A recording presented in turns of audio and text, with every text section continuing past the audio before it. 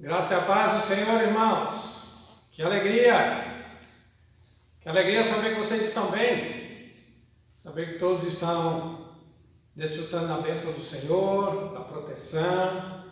Nós continuamos nessa semana em toda a nossa programação de encontro, de comunhão com as famílias, a visita, o compartilhar que o nosso Ministério com Famílias elaborou para este mês. E tem sido realmente uma alegria saber que os irmãos estão apreciando, saber que os irmãos estão abençoando-se mutuamente.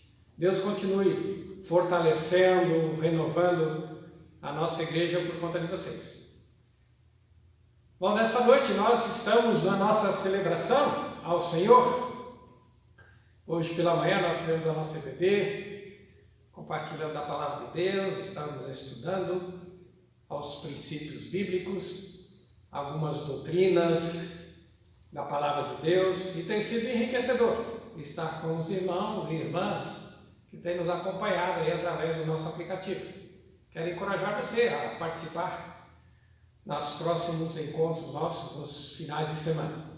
Mas nessa noite eu quero refletir com você, convidar você a abrir a sua Bíblia no livro do Apocalipse, no capítulo 5. Apocalipse, capítulo 5. Nós vamos fazer a leitura deste texto, este que é o último livro da Bíblia, um livro bastante conhecido, bastante mencionado, por causa da sua conexão com os eventos finais da história. E nós vamos ler então este capítulo. Então vi na mão direita daquele que está sentado no trono, um livro em forma de rolo, escrito de ambos os lados e selado com 7 selos. Vi um anjo poderoso proclamando em alta voz: quem é digno de romper os selos e de abrir o livro? Mas não havia ninguém, nem no céu, nem na terra, nem debaixo da terra, que podia abrir o livro, ou sequer olhar para ele. Eu chorava muito, porque não se encontrou ninguém que fosse digno de abrir o livro e de olhar para ele. Então um dos anciãos me disse: não chore, eis que o leão da tribo de Judá, a raiz de Davi, venceu para abrir o livro e os seus 7 selos. Então vi um cordeiro que parecia ter estado morto, de pé, no centro do trono, cercado pelos 4 seres viventes e pelos anciãos. Ele tinha 7 chifres e 7 olhos, que são os 7 Espíritos de Deus enviados a toda a terra. Ele se aproximou e recebeu o livro da mão direita daquele que estava sentado no trono. Ao recebê-lo, os 4 seres viventes e os 24 anciãos prostraram-se diante do cordeiro. Cada um deles tinha uma harpa e taças de ouro cheias de incenso, que são as orações dos santos. E eles cantavam um cântico novo: tu és digno de receber o livro e de abrir os seus selos, pois foste morto. E com o teu sangue compraste para Deus homens de toda tribo, língua, povo e nação. Tu os constituíste reis e sacerdotes para o nosso Deus, e eles reinarão sobre a terra. Então olhei e ouvi a voz de muitos anjos, milhares e milhões de milhões. Eles rodeavam o trono, bem como os seres viventes e os anciãos, e cantavam em alta voz: digno é o cordeiro que foi morto de receber poder, riqueza, sabedoria, força, honra, glória e louvor. Depois ouvi todas as criaturas existentes no céu, na terra, debaixo da terra e no mar, e tudo que neles há, que diziam: aquele que está sentado no trono e ao cordeiro seja o louvor, a honra, a glória e o poder para todos sempre. E os 4 seres viventes disseram: amém. E os anciãos prostraram-se e o adoraram. Um texto maravilhoso. Já no prólogo do livro do Apocalipse, essa abertura magistral, como preparando os nossos corações e as mentes dos leitores para a sucessão de eventos que viriam logo a partir do capítulo 6 e vão se sucedendo até o final do livro. Alguns eventos muito terríveis, assustadores. Mas quando nós nos deparamos antes deles mesmos, somos levados a este evento glorioso. Então os nossos corações se enchem de esperança, se enchem de alegria. Esse é um dos propósitos desse capítulo, está justamente na abertura do livro. Já para nos consolar, para nos fortalecer, para nos encorajar para tudo aquilo que haveria de prosseguir.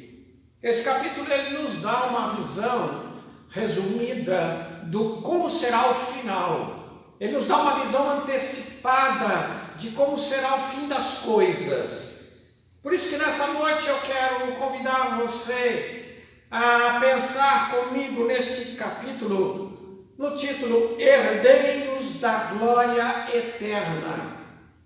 Porque é isso que o Apocalipse se refere. A mensagem do Apocalipse foi para afirmar para nós que nós somos herdeiros da glória eterna. Ele apresenta a glória eterna como que apontando, olha, é para lá que vocês vão. É isto aqui que está destinado a vocês. É isto aqui que está esperando por vocês. A ênfase no fim do mundo distorceu a beleza da mensagem do Apocalipse. Eu penso no Apocalipse como o roteiro de um enredo cósmico, universal, que se estende por toda a história, embora ele mesmo comece antes mesmo da própria história, envolvendo toda a criação, particularmente a raça humana. O propósito do Apocalipse, a mensagem do Apocalipse já havia sido imaginada, pensada, estabelecida por Deus antes mesmo da fundação do mundo. A palavra Apocalipse é uma transliteração do grego e significa revelação, descortinamento, desvelamento. Em outras palavras, é uma história que estava encoberta atrás de uma cortina ou véu, mas foi exposta, foi apresentada. Prefiro imaginar o Apocalipse como a estrutura de um teatro. O proscênio, que é o palco propriamente dito, onde acontece a peça, as coxias, que é o lugar onde aguardam os atores que vão entrar em cena quando de sua deixa, e os camarins, o lugar secreto de onde sairão os personagens, trajando seus figurinos e encarnado nos atores. Além disso, encontramos o material de apoio, a iluminação, o som, microfones, contrapesos para a troca de cenários e cortinas, os maquiadores, cabeleireiros, figurinos, direção, equipe de produção, trilha sonora e eventualmente efeitos especiais. Assim o Apocalipse oferece seres, anjos, demônios, catástrofes, seres misteriosos, trevas, trono, multidão e o grande Deus eterno, compondo o cenário e atores da história revelada no livro. Alguns são atores principais, outros constituem o material de apoio. Quando aceitamos que as narrativas bíblicas apresentam a pessoa de Deus como Criador de tudo e que existe e que o seu propósito de relacionamento com as suas criaturas, especialmente o ser humano, quando aceitamos que a grande causa dos conflitos existentes na humanidade decorre do distanciamento de Deus, vamos perceber que o Apocalipse apresenta um pouco do cenário atual, de como as coisas podem ficar se não houver transformação e de como o Criador zela por tudo o que ele faz. Então, quando aceitamos que o Apocalipse, que a Bíblia é uma narrativa de Deus como Criador e de como o ser humano e a criação se afastam do Criador e por conta disso, como é que as coisas se transformam, como é que elas se tornam, como é que a feiura começa a fazer parte do cenário tão belo. Então nós vamos entender e perceber que o Apocalipse é um retrato da nossa história. Ele é um espelho da nossa história. Não é somente algo do futuro, mas é algo que nós já estamos vivenciando. E nós vamos perceber então que ao longo de toda essa história é Deus agindo, Deus trabalhando, porque Ele zela por tudo que Ele criou. O Apocalipse foi escrito em forma de carta para um público definido, representado pelas 7 igrejas, que estão nomeadas nos capítulos 2 e 3. Este grupo de fiéis recebem uma mensagem de esperança e encorajamento, como se o Criador estivesse lhes assegurando que, embora tudo parecesse fora do controle, Ele ainda continua sendo o soberano dos reis da terra. Capítulo 1, verso 5. E Ele guardará do mal aqueles que lhe pertencem e são fiéis. A história narrada no livro conta como Deus está trabalhando para restaurar a sua criação. E como podemos participar dessa missão? A grandiosa obra que Cristo consumou no Calvário e o desfecho final que constitui a nossa gloriosa herança. Que destaques podemos fazer? Os quais nos admoestam e encorajam ao envolvimento comprometido com a missão de Deus no mundo. Quando olhamos para o cenário do Apocalipse, olhamos para o nosso mundo como um espelho desse cenário. Então, como é que o Apocalipse vai nos encorajar, vai nos admoestar, vai nos exortar a nos envolvermos com Deus na sua obra? Primeira coisa que o Apocalipse nos diz: como herdeiros da glória eterna, a igreja não está no mundo para ser um fim em si mesma, mas para batalhar pela causa do reino. As cartas às 7 igrejas recebem a mesma conclusão: ao que vencer. Todas elas terminam assim. Todas são apreciadas pelo Senhor, que se move no meio delas e recebem elogios, repreensões, promessas e advertências que indicam a seriedade com que Jesus olha para o seu povo. Em todas elas, Jesus deixa bem claro: eu estou vendo, eu sei, eu estou no meio de vocês. De fato, Jesus considera a igreja de alto valor para o seu propósito e por isso se ocupa em estar por perto, se envolver na vida diária, dar conselhos e avisos para reorientar o caminho, corrigir as ações, proteger das ameaças, consolar nas aflições e estimular na perseverança. Algumas igrejas esqueceram o seu papel diante do mundo. Parece que as perseguições as fizeram recuar, escolhendo a proteção dos seus templos e grupos, em vez de se apresentarem como embaixadas do reino de Deus. Outras caíram no mesmo erro de Israel, em se considerarem as favoritas do Senhor, em detrimento do restante das nações, como se Deus desejasse a exclusividade de apenas um povo favorito, a uniformidade em prejuízo da variedade e multiforme riqueza da sua graça. O Senhor é o Senhor de todos os povos. Quando a igreja passa a ter um fim em si mesma, ela perde o primeiro amor, corre o risco de desaparecer, mesmo sendo fiel na doutrina. É o que aconteceu com a igreja de Éfeso. Está lá no capítulo 2, versos de 1 a 7. Ela se torna palco de disputas de poder entre grupos que almejam a primazia, inclusive pela manipulação do sobrenatural, como acontecia nas igrejas de Pérgamo, que está descrita nos versos 12 a 17 do capítulo 2, e a igreja de Tiatira, nos versos 18 a 29. Então se torna uma disputa, ambiente para que um crente fique disputando com o outro quem é melhor. Grupinhos, se formam panelinhas dentro da igreja e elas ficam brigando, ficam concorrendo, competindo entre si. Quando a igreja se perde na sua missão, ela também adquire uma falsa imagem sobre si mesma e passa a viver um engano, uma fraude, uma hipocrisia. Ela vive de aparências, como acontecia na igreja de Sardes, no capítulo 3, versos de 1 a 6, e na igreja de Laodiceia, capítulo 3, versos 14 a 22. Eram igrejas que se achavam, igrejas que achavam que eram boas demais, que tinham muito bem, tinham um patrimônio rico, mas eram nada. Eram vazias, eram igrejas praticamente mortas. Isso é o que acontece quando a igreja perde de vista a sua missão, quando a igreja volta-se para si mesma, quando a igreja acha que o propósito dela existir é agradar os seus membros, fazerem os seus membros felizes, bem realizados, animados e sorridentes.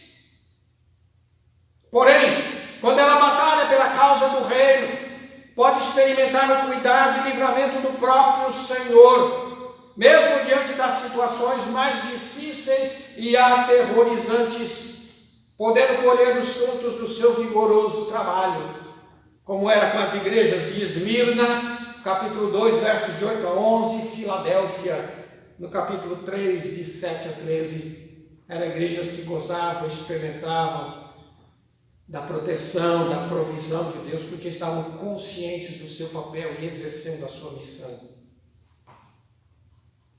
A igreja está numa batalha pelo reino de Deus, contra uma estrutura de poder que se instalou enganosamente, usurpando o domínio na criação, e opera através da mentira para manter escravizados a todos. A igreja se interpõe no caminho do inimigo e resgata aqueles que estão aprisionados nas garras das trevas e da maldade. Por isso que a igreja não existe para si mesma, ela existe para servir aqueles que estão no mundo, a fim de que eles sejam resgatados.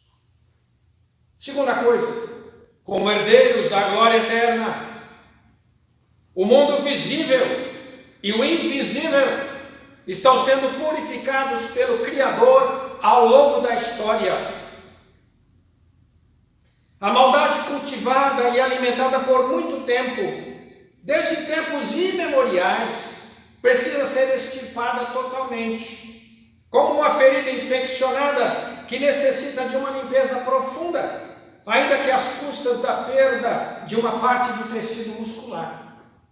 Toda a história narra como a criação, tudo o que existe, vai sendo depurado da maldade até o último toco de raiz, em todas as formas, o que inclui aquela cometida pelos anjos caídos, pelos homens, pela desordem na natureza, pela contaminação das mentes, nas estruturas sociais, nos centros de governo das nações, nas organizações religiosas, no comércio, enfim, a cultura de um modo geral. Aonde a maldade está inserida, onde ela se insinua, onde ela prospera, aonde ela medra, aonde ela se vinga, onde ela frutifica. Nada pode ficar dela, nem um traço sequer, para que não volte a brotar e contamine tudo novamente. Por esta razão, o destino é um lago de fogo e enxofre que nunca se apagará. Haverá uma eternidade inteira para queimar toda a maldade que existe no mundo. O Apocalipse lembra que esses fatos receberão a justiça que merecem. Nada ficará impune. Que todos aqueles que contribuem para a degradação da criação, provocando a exploração e agressão aos seres humanos, receberão do Criador a justa retribuição. Deus está vendo tudo o que acontece. E aqueles que têm contribuído e cooperado com a maldade, aqueles que de alguma maneira foram responsáveis e são os responsáveis pela disseminação dessa pandemia, que foram maldosos, perversos, mal intencionados, aqueles que têm se aproveitado dessa pandemia para os seus lucros pessoais, para extorquirem, para desviarem recursos. Deus é vingador de todas essas coisas. A narrativa sobre os juízos é permeada de cenários nos quais o Cordeiro é exaltado, cânticos são elevados, a glória do trono de Deus é reafirmada. O poder do soberano é demonstrado para reafirmar que o Todo-Poderoso é quem governa e o seu domínio não pode ser derrotado. Aleluia! É isso, o Todo-Poderoso é quem está no governo. A Bíblia nos relata que Jesus já está reinando e aguarda até que todos os seus inimigos sejam postos debaixo dos seus pés. 1 Coríntios 15, 25 a 28, declara também que o diabo desceu à terra com grande ira, sabendo que tem pouco tempo. Apocalipse 12, 12. Assim, o que vemos ao longo da narrativa do Apocalipse é o mal correndo para causar dano a tudo que puder alcançar. Os filhos de Deus avançando para resistir e libertar os cativos. e Jesus, aprisionando todos os seus inimigos e subjugando-os sob os seus pés. As testemunhas fiéis ao Cordeiro aparecem também. Enquanto a depuração é realizada, elas são apresentadas como vencedoras, como resistindo ao diabo em nome de Jesus, e proclamaram a verdade, e não se renderam às tentações e investidas do sistema mundano. Elas derrotaram o mal, ainda que ao preço de suas próprias vidas. Aqueles que venceram o mundo em nome de Jesus, aqueles que ousaram, que tiveram coragem de cumprir o seu papel, encarando, confrontando, resistindo, expulsando ao mal, aonde ele está apresentado, são apresentados como vitoriosas em nome do Cordeiro. Terceiro, como herdeiros da glória eterna, a igreja é convocada a participar ativamente da restauração de todas as coisas. Uma afirmação desponta sobre esse juízo, o juízo que Deus está realizando. Deus faz novas todas as coisas. Está lá no capítulo 21, verso 5.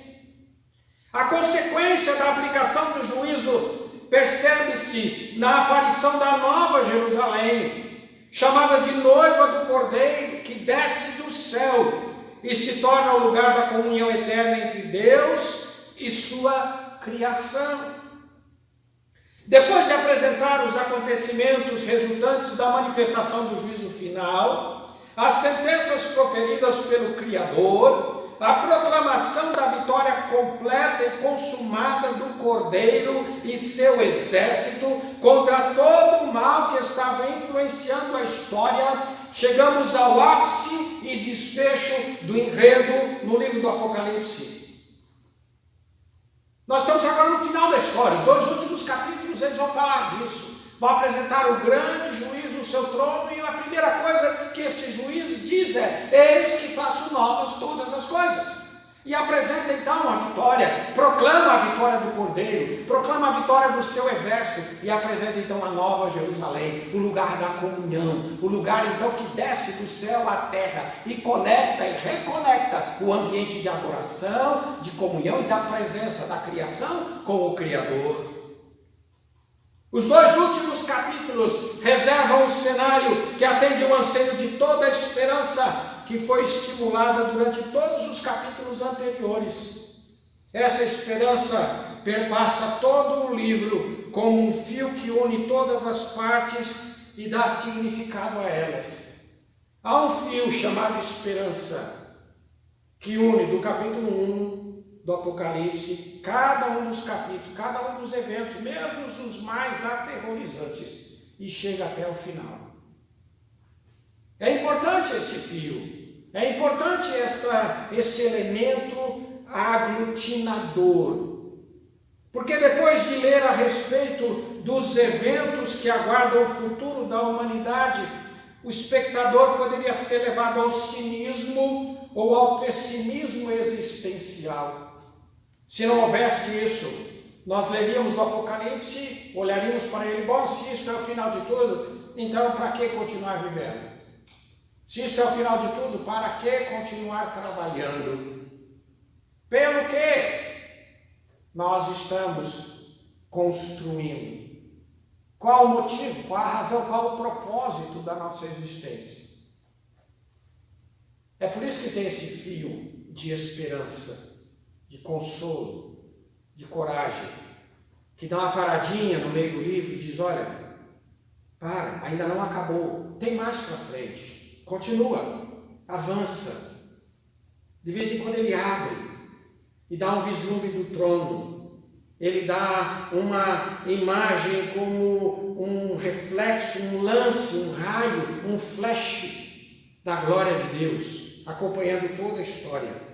Ao longo da narrativa do Apocalipse, encontramos diversos trechos que falam da igreja, de sua presença e participação na trama da história, descrevendo diferentes papéis e situações em que ela se encontra, juntamente com as cenas do trono de Deus, que permeia toda a narrativa. A igreja também marca com suas ações a missão de restaurar todas as coisas. Ela também participa desse processo.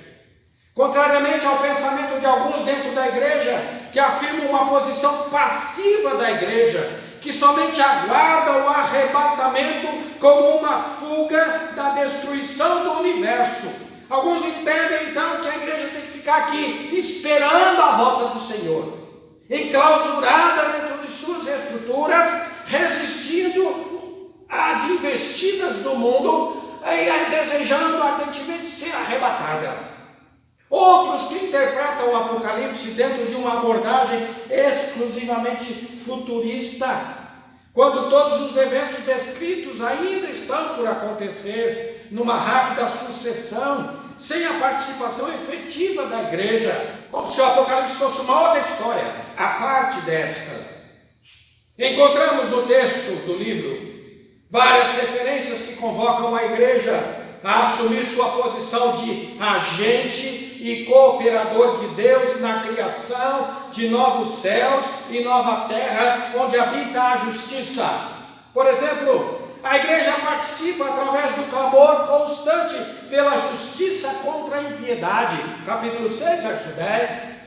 As respostas às orações que a igreja eleva a Deus integram as ações de juízo contra a maldade do mundo. Capítulo 8, versos 3 a 5.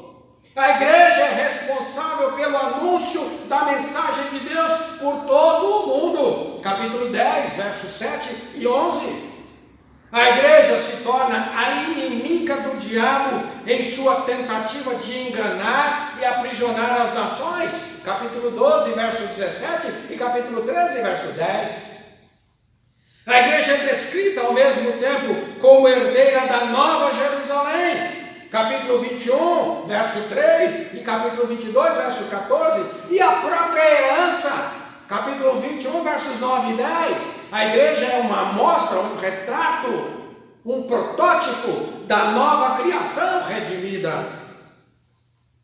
As obras que a igreja realiza no mundo constituem-se em sinais que indicam o mover de Deus, em acusações contra a maldade que impera no mundo, em armas que destroem o poder do inimigo, em testemunho de que a tentação pode ser vencida, em mensagem que convoca ao arrependimento, em trabalho de restauração que restabelece a ordem na criação, em resgate da mordomia e retomada do domínio humano sobre todas as coisas, em celebração antecipada do triunfo do Cordeiro. Tudo que a igreja faz adornará as vestes da noiva na gloriosa festa do Cordeiro. Capítulo 19, versos 7 a 8. As vestes da noiva do Cordeiro, as vestes nupciais da noiva do Cordeiro, estarão adornadas com as obras dos santos, aquilo tudo que a igreja realizou em prol do reino de Deus nesse mundo, para o resgate, para a transformação, para a salvação de todo aquele que se perdeu. Meus amados, a igreja tem um importante papel na história. Mesmo em meio a todos os desastres, a igreja está aí, ela precisa atuar. Ela pode agir atendendo aqueles que precisam, atendendo aqueles que sofrem, ajudando os necessitados. Ela pode agir se colocando na brecha em intercessão, para que Deus venha com misericórdia e poder. Ela pode agir compartilhando as boas notícias, compartilhando com as pessoas as boas novas. Ela pode agir compartilhando com as pessoas uma palavra de encorajamento. Ela pode agir intercedendo por aqueles que estão fazendo pesquisa. Ela pode agir investindo financeiramente em projetos. Concluindo, não desanimem. Continuem trabalhando pelo que é bom. pelo que é justo, honesto e verdadeiro. E acima de tudo, não deixem de honrar ao Criador como único e verdadeiro Deus, amando-o de todo o coração, força e entendimento. A igreja tem uma herança que não perece, não se contamina, nem se altera. 1 de Pedro, capítulo 1, verso 4.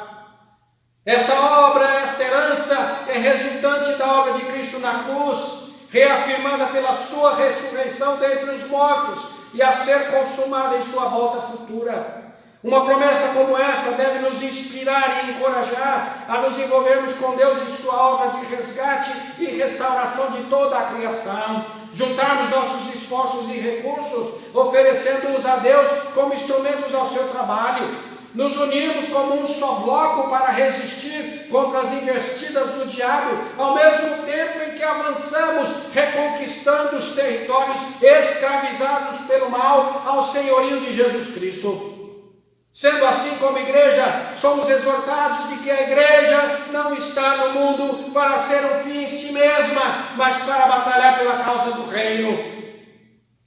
Que o mundo invisível e o visível estão sendo purificados pelo Criador ao longo da história.